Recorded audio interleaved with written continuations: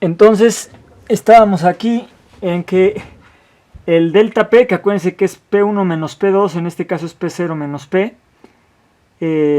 al final y en cualquier punto, al principio y en cualquier punto de la tubería, puede ser al final, y le vamos a llamar delta P para que sea positivo, ¿no? Presión mayor menos presión menor. Y esto va a ser 32 veces la viscosidad entre el diámetro del cuadrado por la velocidad promedio por la longitud.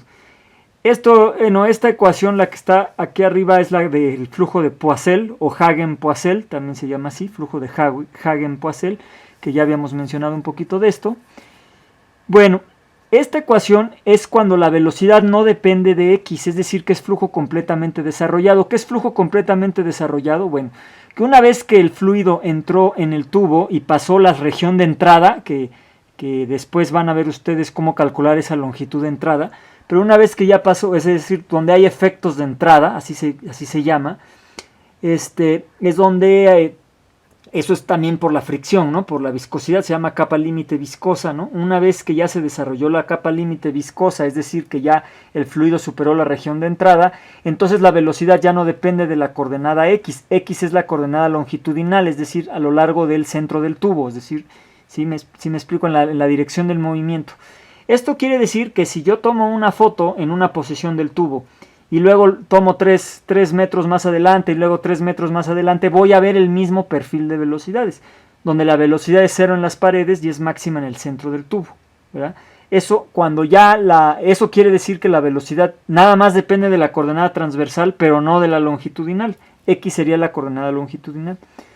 Entonces, cuando pasa eso, ya se dice que el flujo es completamente desarrollado. Entonces, la velocidad promedio no depende de x, por eso es que sale de esta integral, ¿sí? Bueno, entonces, habíamos dicho que la pérdida de carga es el delta P, la caída de presión entre la densidad. Entonces, si nosotros lo que hacemos aquí es, ¿no? Bueno, sabemos que HL es delta P entre ρ, entonces sustituimos en esta ecuación delta P, ¿no? Delta P es esto, de aquí sustituimos delta P y lo sustituimos acá. Entonces me queda que HL va a ser 32 veces esto entre ρ por L, ¿verdad? Y entonces, le vamos a llamar la ecuación 5. Bueno, ahora vamos a combinar la ecuación 2. La ecuación 2 era la ecuación de Fanning, chequenla ahí en sus notas. Y entonces vamos a igualar, ¿no?, la ecuación 2 con la ecuación 5 y finalmente me va a quedar que HL es 2 veces el factor de fricción por la longitud relativa entre D por B cuadrada entre G, y esto es igual a esto, ¿no? O sea, es decir, esta es la ecuación 5 y esta es la ecuación 2, ¿no? Y de aquí podemos despejar el factor de fricción. Entonces lo despejamos y me va a quedar, ¿sí?, esta expresión, ¿sí? Factor de fricción es 16 mu entre el diámetro por la velocidad promedio por la densidad. Y es clarísimo que densidad, velocidad por densidad entre mu, pues es el Reynolds, ¿no? Entre esto es el inverso del Reynolds. Entonces me queda 16 entre Reynolds. Y este es el resultado para calcular el factor de fricción en flujo laminar. Ahora, ¿qué pasa si quisieran el factor de Darcy? Bueno, es que otra muy famosa es que esta la multiplican por 4. Entonces, si lo multiplican por 4 es 64 entre Reynolds. Entonces, en algunos libros van a ver que el factor de fricción es 64 entre Reynolds, pero ese es el factor de Darcy. El de Fanning es 16 entre Reynolds. ¿Sí me explico? Bueno, entonces, este resultado que le llamamos ecuación 6, ¿sí?, este resultado indica que el factor de fricción de Fanning es inversamente proporcional al número de Reynolds, ¿sí?, en la región del flujo laminar, ¿sí?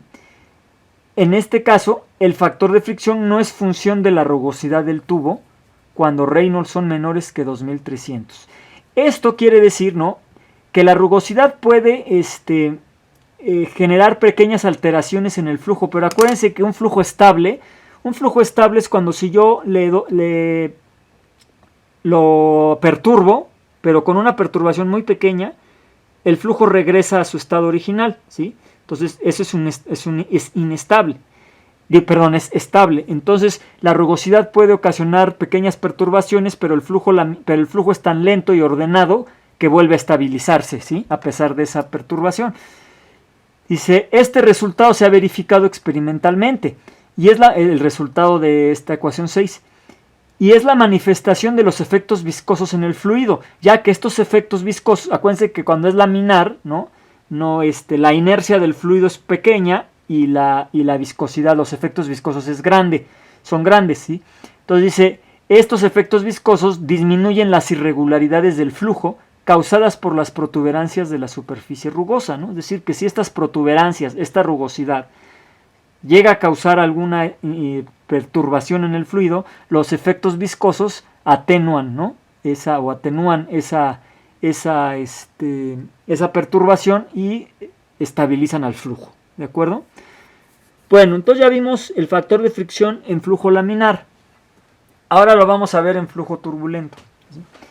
En los flujos turbulentos debe hacerse una distinción, ¿no?, entre tubos lisos y tubos rugosos. Bueno, entonces ahora vamos a los tubos lisos. ¿Sí? Entonces, existen pocos modelos teóricos para perfiles de velocidad en flujos turbulentos, ¿no? Entonces, aquí también vamos a hacer caso de la teoría de flujos turbulentos que en mecánica de fluidos 2 depende de con quién vayan y qué tiempo les dé de ver el temario, qué tanto tiempo tengan. Pero al final se ve turbulencia y se ven algunas cosas del promediado de Reynolds, ¿no? Que eso, bueno, lo vamos a explicar muy brevemente, pero bueno, son las ecuaciones de promediadas de Reynolds en el tiempo, etcétera, y de ahí, bueno, hay teoría para flujo turbulento. No sé qué tanto se ve en fluidos 2, pero bueno, en la maestría también en la parte de mecánica de fluidos se ve poco, pero sí se llega a ver algunos aspectos de esto, ¿no? Entonces, sí, esto es un poquito más avanzado, pero sí se les mencionan algunas cosas. Y los que se dediquen a turbulencia, simulaciones numéricas en turbulencia, ¿no? En el Instituto de Ingeniería hay algunos doctores investigadores que se dedican a eso, pues sí los van a hacer estudiar más, ¿no?, sobre esto de turbulencia. Entonces, bueno, vamos a tomar uno de esos perfiles teóricos, ¿no? Uno de los más comunes es el siguiente, donde esta velocidad, que es una velocidad dimensional, es 5.5 más 2.5 el logaritmo natural de una y adimensional. Esta y es una coordenada transversal, ahorita lo vamos a ver qué es. Esta le vamos a llamar la ecuación 7, ¿sí? Bueno, entonces, esa v más es una velocidad dimensional, que es la velocidad promedio, es una velocidad promedio temporal, cuidado, esta v con rayita es v promedio temporal, ahorita vamos a explicar qué es. Esta sí tiene unidades, entre la raíz del esfuerzo cortante en la pared, entre la densidad, ¿sí? Esfuerzo constante entre la pared tiene unidades de metros cuadrados entre segundo al cuadrado. Si ustedes le sacan la raíz, es metros entre segundo. Por lo tanto, metros entre segundo entre metros entre segundo es que esto es adimensional, ¿sí? Y esta y más también es adimensional, ¿no? Acuérdense que esto tenía metros sobre segundo. Por metro te queda metro cuadrado entre segundo. Y acuérdense que esta es la viscosidad cinemática. Metro cuadrado entre segundo entre metro cuadrado entre segundo es adimensional, ¿no? Acuérdense que este es NU, no, es la viscosidad cinemática y sus unidades son metros cuadrados entre segundo. Bueno, entonces observemos. Tau 0 es el esfuerzo cortante en la pared, ¿no? Imagínense que este es el tubo, este es mi radio, esta es la coordenada X, esta es la coordenada longitudinal que yo les mencionaba, esta es la coordenada transversal. B es una velocidad promediada en el tiempo, ahorita lo vamos a explicar qué es eso. Y Y es una coordenada transversal medida desde la pared del tubo, o sea, lleva desde aquí hasta acá, ¿sí? De hecho, Y, pues es la coordenada radial, acuérdense que la coordenada radial va del 0 para acá, ¿no? Y la coordenada R, R no es una coordenada, R es el radio del tubo. Entonces, ¿cómo está definida Y? Bueno, Y me voy a adelantar un poco. Y va a ser R menos R, ¿no? Obviamente, si Y es igual a R mayúscula, si R, perdón, es igual a R mayúscula, acuérdense que R es la coordenada radial, la de coordenadas cilíndricas, ¿no? Que va desde el centro del tubo hacia la pared, ¿verdad? Esta es la coordenada radial, este es el radio del tubo. Entonces, cuando R es igual a R mayúscula, esto es 0, ¿no? Entonces, quiere decir que la Y está aquí en 0. Ahora, cuando la R minúscula es 0, la coordenada radial es 0, pues Y es igual a R, ¿no? Lo cual se ve aquí, Y estaría hasta acá. Por eso la Y va desde la pared hacia abajo, ¿verdad?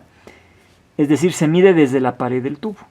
Bueno, y ahora, ¿qué es la velocidad promedio temporal? ¿No? Bueno, aquí la V temporal, aquí se dice V promedio temporal, va a ser igual. Miren, en un flujo turbulento, la velocidad oscila en el tiempo, oscila como una onda de estas así. Entonces, el promedio temporal es decir, bueno, ¿qué tanto se desplaza para arriba? ¿Qué tanto desplaza para abajo? Para arriba, para abajo. Todos los desplazamientos de arriba son negativos, digo de abajo son negativos y todos los de arriba son positivos. Entonces sumo todos los de arriba y le resto todos los de abajo. Y esa es una velocidad promedio. Puede ser negativa o positiva, pero va a ser una velocidad promedio. Es decir, es como si yo pongo aquí una velocidad en esta una rayita que es esta velocidad, aquí la velocidad promedio temporal, ¿no? Y entonces, bueno, aquí realmente esta línea sería V con raya, ¿no? Esta sería la V con raya. Y aquí hay que quitarle esto, ahorita lo corrijo. Y entonces, esta línea correspondería a la velocidad promedio en el tiempo, ¿verdad? Entonces, la velocidad es un promedio en el tiempo, ¿sí? Cuidado, ¿sí? Por lo tanto, este es V rayita. V rayita es la velocidad promediada en el tiempo, ¿sí? Y vamos a definir como V subíndice prom, V promedio, se va a definir como la velocidad media en el área transversal del conducto. Esta no depende del tiempo, cuidado. Una cosa es la velocidad promedio, la que hemos estado viendo en las ecuaciones de conservación, ¿no? Acuérdense, si ustedes tienen un agujero, un círculo, la velocidad no es igual en cerca de la pared del círculo que en el centro del círculo, ¿verdad? Entonces, si hacemos un promediado en toda el área transversal, es decir, lo que le llamábamos velocidades uniformes, pues este es un promediado en el espacio, ¿de acuerdo? Entonces, diferencia entre V rayita y V promedio, ¿no? V rayita es un promedio temporal y V promedio es un promedio, pero en el espacio, ¿verdad? A lo largo del área transversal, ¿sí? Bueno, entonces, dice, esta V promedio se va a definir como la velocidad media en el área transversal del conducto y no depende del tiempo, ¿de acuerdo? Bueno, entonces acuérdense que yo ya les había definido no sé si tal vez en el tema de conservación de masa, que la velocidad promedio era 1 entre el área por la integral doble de la velocidad por el diferencial de área. La diferencial de área en coordenadas polares es esta, ¿no? Y estas son, ¿no? De 0 a 2 pi en teta y de 0 a r en r, ¿no? Y dividimos entre el área. Este es el concepto de velocidad promedio, ¿no? Y el área, pues es el área transversal del conducto. Bueno, entonces la V promedio va a ser, voy a sustituir la V temporal. ¿De dónde la voy a sacar? La voy a sacar de aquí arriba. Voy a despejar de aquí la V temporal y la voy a sustituir, ¿no? Aquí. La sustituyo y me queda esta expresión en términos de V más, ¿de acuerdo? Bueno, entonces, ahora, V más la voy a tomar del modelo de turbulencia, este que está aquí, que es de la ecuación 7. Esta la voy a sustituir, ¿no? Esta ecuación 7 la voy a sustituir acá, ¿no? La voy a sustituir aquí y entonces voy a obtener esto. Pero aquí tengo Y más. Y más la voy a sustituir por esto, ¿sí? Entonces me queda esta expresión, ¿no? Aquí está ya todo en función de Y, ¿no? Ya desaparecí la V más y ya todo me quedó en función de Y. Pero la Y ya habíamos dicho que era R mayúscula menos R. Entonces si lo sustituimos aquí, me va a quedar, por propiedades del logaritmo, me va a quedar esta expresión. Esta es la expresión para la velocidad promedio, ¿sí? Bueno, ahora, ¿qué hacemos aquí? Esta es la ecuación 8. ¿Qué le hacemos a la velocidad promedio? Bueno, acuérdense que lo que queremos es el factor de fricción en tubos lisos turbulentos, para flujos turbulentos. Bueno, entonces, a ver, sabemos, ¿sí?, por la definición de coeficiente de fricción superficial, perdón, sabemos que FF es igual a CF. Y sabemos que el coeficiente de fricción superficial, ¿sí?, que lo despejamos de la ecuación. ¿Dónde tenemos esa ecuación? Bueno, no le puse nombre a esa ecuación, pero aquí, ¿no? Aquí lo definíamos en esta expresión, ¿no? Entonces, Aquí vamos a despejar el coeficiente de fricción superficial. Y ya sabemos que ese coeficiente de fricción superficial es igual al factor de fricción de Darcy. Y entonces me va a quedar esto. Pero F entre A es ese esfuerzo, ¿va? Pues que es el esfuerzo, este es el área de contacto con el cuerpo. Entonces este precisamente es el esfuerzo en la pared. Entonces esto es tau 0 es F entre A. Entonces voy a sustituir aquí tau 0, aquí tengo entre ρ, lo paso para acá, 2 entre la velocidad promedio al cuadrado. Entonces aquí me quiere decir, este 2 lo paso para acá, la velocidad promedio la paso para acá, y me queda que el factor de fricción de Fanning entre 2 por la velocidad promedio al cuadrado es el esfuerzo constante en la pared entre ρ, ¿no? Y si de aquí despejo la velocidad promedio, me va a quedar esta expresión, ¿no? Entonces la velocidad promedio entre la raíz de tau 0 entre ρ es igual a 1 entre la raíz del factor de fricción de Fanning entre 2. Esta es la ecuación 9. Bueno, ahora vamos a sustituir la ecuación 9 en la ecuación 8.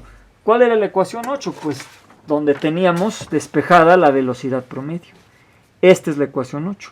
Entonces la ecuación 9, donde teníamos esta raíz y esta raíz y esta raíz, esto lo vamos a sustituir, en la ecuación 8. Y entonces me va a quedar, ¿no? Aquí está, ¿no? La velocidad 9, esta lo vamos a sustituir en la ecuación 8. Y entonces vamos a obtener esta expresión, ¿sí? Donde 1 entre el raíz de fricción entre 2 es igual a 2.5 logaritmo natural de R entre nu, este es nu, nu es la viscosidad cinemática, por la velocidad promedio, por la raíz del factor de fricción entre 2, más 1.75, ¿sí? Bueno, entonces ahora hay que reordenar de otra manera esta ecuación. ¿Qué le vamos a hacer a esta ecuación? Bueno, pues aquí dice, reordenamos el argumento del logaritmo natural de manera que tenga la misma forma que el número de Reynolds. Es decir, aquí multiplicamos por 2 para que me quede el diámetro. Diámetro por velocidad entre viscosidad cinemática, pues va a ser el Reynolds, ¿verdad? Y el logaritmo natural lo cambiamos por logaritmo en base 10. Acuérdense que el logaritmo natural de un número es el logaritmo en base 10 de ese número por el logaritmo natural de 10, ¿de acuerdo? Y bueno, lo multiplicamos por este 2.5 y entonces finalmente me va a quedar esta expresión, ¿sí? Y esto ya está en términos de logaritmo en base 10 de esto. Y bueno, esta es la ecuación para tubos rugosos, pero no es exactamente la que vamos a usar. Dice, la ecuación 11 fue desarrollada por primera vez por von Karman. Von Karman era uno de los alumnos de Prandtl. Acuérdense que Prandtl se reconoce como el padre de la mecánica de fluidos, ¿sí? Bueno, entonces posteriormente vino Nikuradse a validar esta expresión con experimentos. Y entonces, a partir de datos experimentales, obtuvo la ecuación de aquí. Acuérdense que aquí en lugar de 4.06, aquí es 4, y en lugar de 0.6 es 0.4. O sea, cambia muy poco. Pero esta es la que se usa más comúnmente, ¿no? Es una variación ya porque esta viene de la teoría, acuérdense que esta viene de la teoría del flujo, del perfil turbulento, ¿no? Dado por la ecuación 8, que está en la página anterior, ¿sí? Y bueno, esta ya la ratificó Nikuradse experimentalmente, ¿no? Entonces muy similar a la otra, ¿no? Entonces esta es la que generalmente se usa para tubos lisos. Observen la dificultad, ¿no? Lo tienen que hacer con un método numérico o con una calculadora o con matemática o con MATLAB. Yo lo hago con matemática para poder despejar. O sea, tienen que calcular el número de Reynolds, ¿no? Y ya calculando el número siempre y cuando sea menor de 2000, sea un tubo liso y sea mayor a 3000. Ahorita vamos a ver eso. El Reynolds tiene que ser mayor a 3000. Entre 2300 y 3000, híjole, ahí como que falla un poco esto. La teoría le llaman como región incierta. Ahorita vamos a ver qué hacemos ahí. Pero cuando el Reynolds es mayor que 3000, entonces flujo y es tubo liso, yo puedo usar esta expresión. Ya calculando el número de Reynolds con una calculadora, pues ya puedo sacar, o con matemática o con MATLAB, pues podemos sacar cuánto vale el factor de fricción. ¿Sale? Bueno, entonces, eso es para tubos lisos.